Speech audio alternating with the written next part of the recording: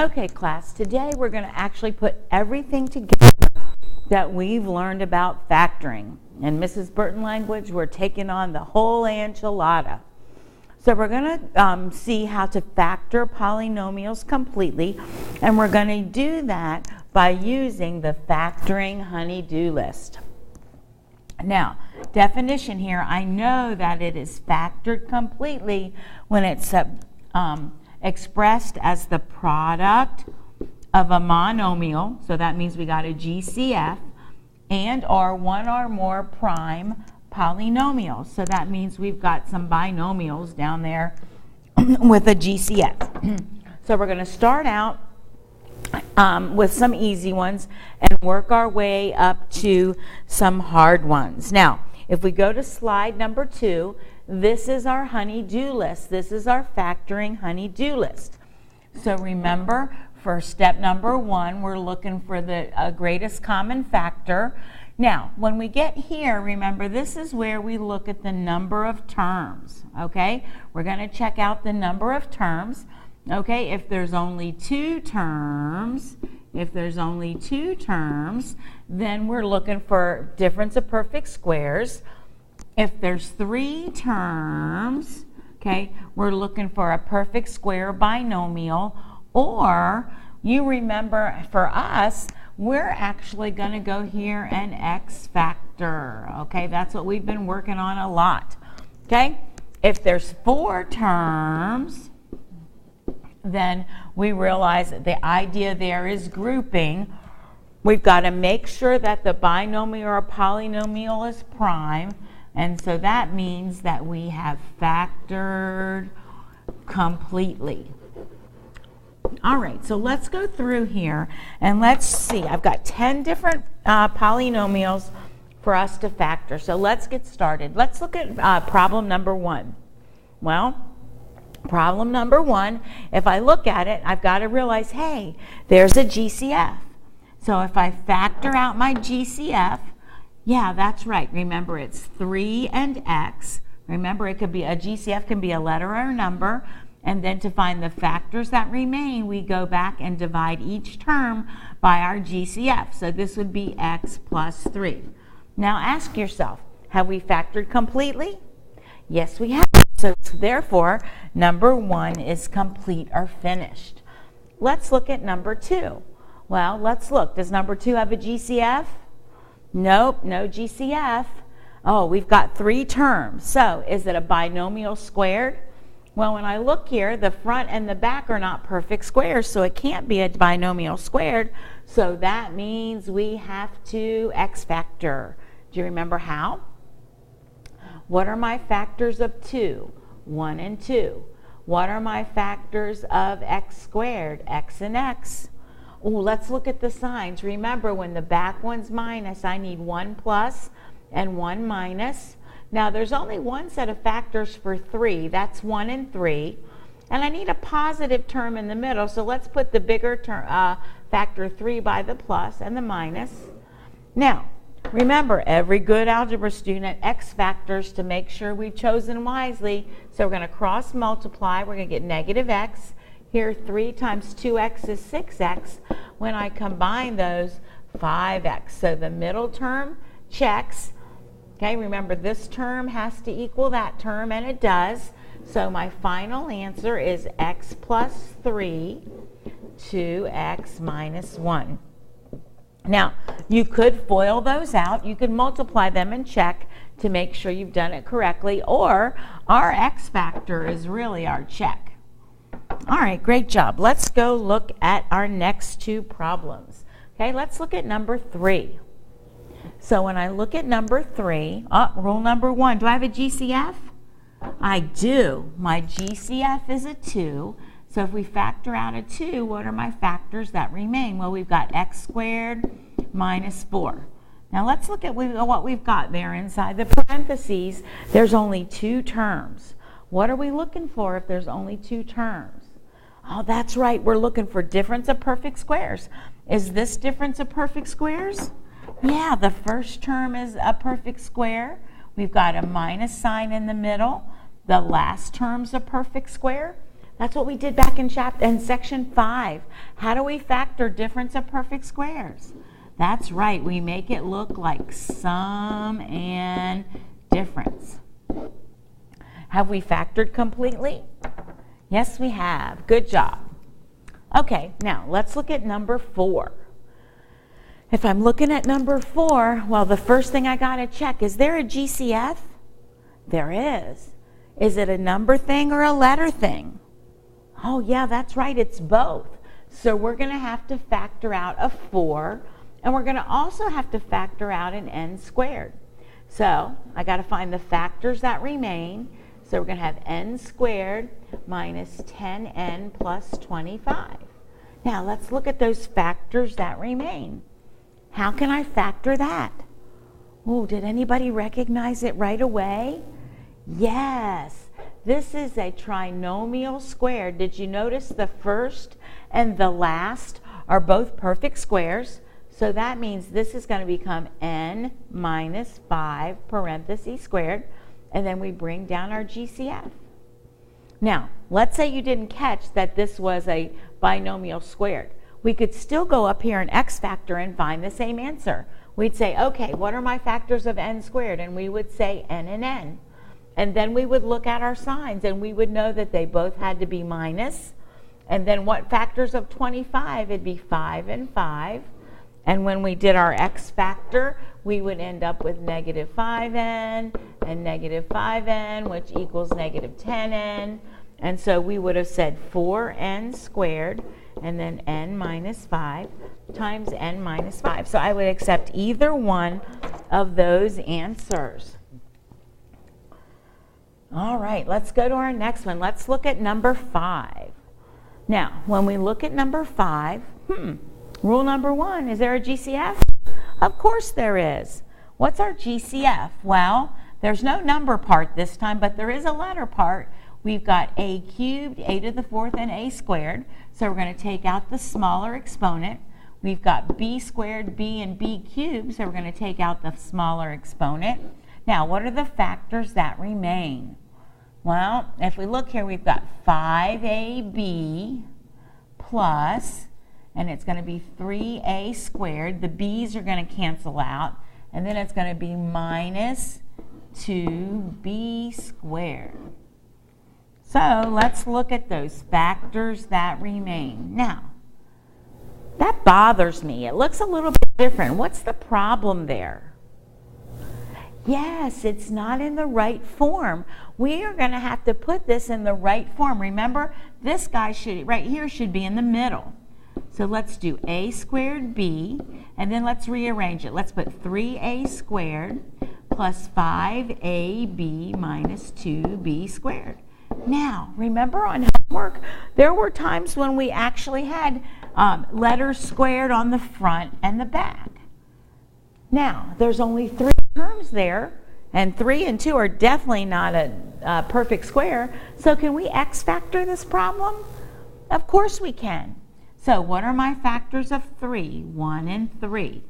What are my factors of a squared? A and a. Well, when we look at our signs, the back one's minus, so I have to have 1 plus and 1 minus. So now what do we need? Factors of b. Okay, now do you notice I need a plus sign there? So I'm going to put the 2 in front of the plus sign, and then I'm going to make this minus. And because it's b squared, we got to remember to put the b's on the back as well. Okay, let's x factor to see if we've chosen wisely. 1a times negative 1b is negative ab. And then we've got, this is going to give me 6ab. Well, if I add those together, guess what we get? 5ab. It checks. We have chosen wisely. So final answer, we've got our GCF out in front, and then we've got a plus 2b, and then we've got 3a minus b. Okay, and that right there is our final answer. Okay, so remember, it might have to be in standard form. Quadratic term, linear term in the middle, constant term on the end. Okay, let's look at number 6. If I look at number 6, all right, is there a GCF? There is. Let's factor out my GCF, which is an A, and I'm left with the factors that remain are 9y squared minus 4. Oh, let's look at those factors that remain. There's only 2 terms there. Is that difference of perfect squares? It is. This is a perfect square. There's a minus sign in the middle. The back one's a perfect square. So remember, we take difference of perfect squares, and it has to look like sum and difference. Or what else do we call those? Sum and difference or conjugates. Good job. All right, let's go over here and look at number 7. If I look at number 7, does rule number 1 apply? Is there a GCF?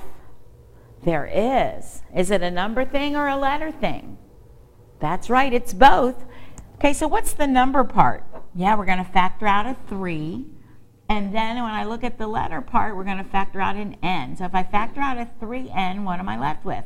Well, we've got 2n squared minus, again, we're going to divide this by the GCF, so we're going to get 7n, and then the n's cancel out there, and we got 15.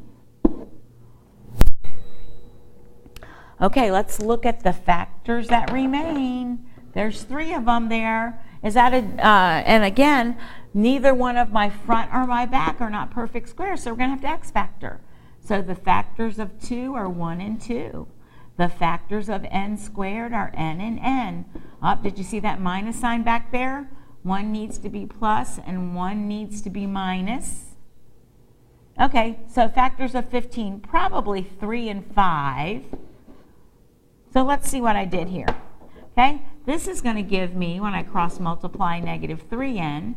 This one's going to give me 10n, but when I add them together, I get 7n. Now there's a problem there, because remember, the middle was negative. It needs to be negative 7, and I got positive 7. So what can I do to fix that? Yeah, I just need to go back through here and change my signs. Now let's redo the cross multiplying.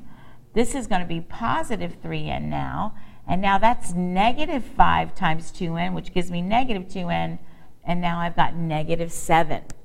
So final answer, 3n. Then we've got n minus 5, and then 2n plus 3. Remember, the beauty of x factor is making sure we've got those signs in the right place to get that middle term, that linear term in the middle. Now, let's look at number 8. Does number 8 have a GCF?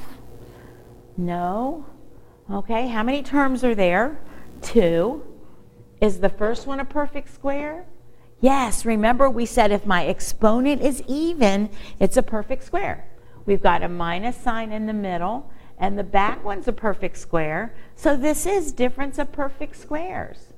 Now, the question is, what can I multiply by itself to get m to the 8th? Yeah, m to the 4th and m to the 4th.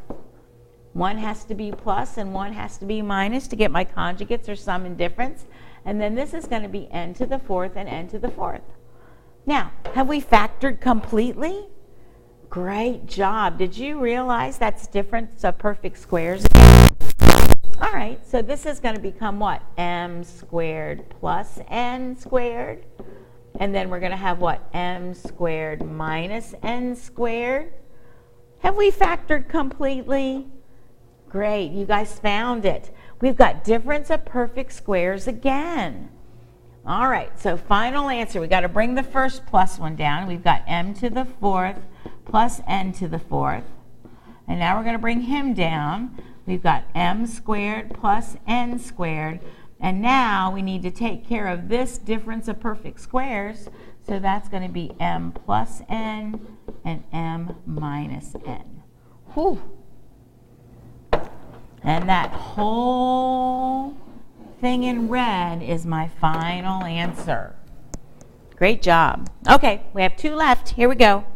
Let's look at number 9. Uh-oh. This is what we did last night for homework. So when I look there, I've already got the parentheses, and so let's check, are they a common factor? Well, this one is n minus 1, and this is n squared minus 1, so they're not the same, but did you notice that first parenthesis, what it is? Yeah, this is difference of perfect squares right here.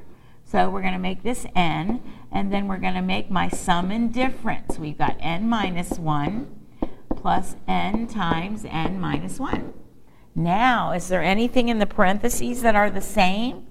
Yes, the n minus 1s are the same. So remember last night when they were the same, they funneled down, and then everything else becomes the other. Everything else comes together. Now, let's see what happens. Well, we know we've got to bring the n plus 1 down, but now my question to you is, okay, so these, here, let me draw arrows. These come together, okay, this comes down, and now, what are we going to do with this n times n plus n? Well, what is n plus n? N plus n is 2n, and now that's my final answer. Okay, last problem, number 10. So we're going to look at number 10, and we're going to say, GCF? No GCF across the board. Okay, so then remember, if there's 4 terms, we're going to try grouping.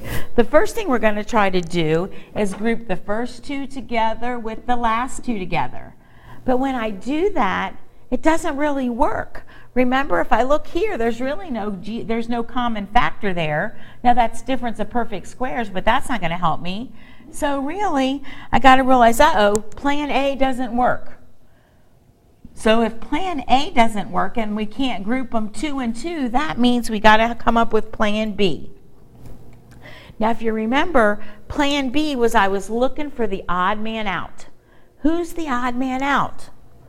Yeah, this minus 4y squared is my odd man out. Because it's y squared, it doesn't really match everybody else.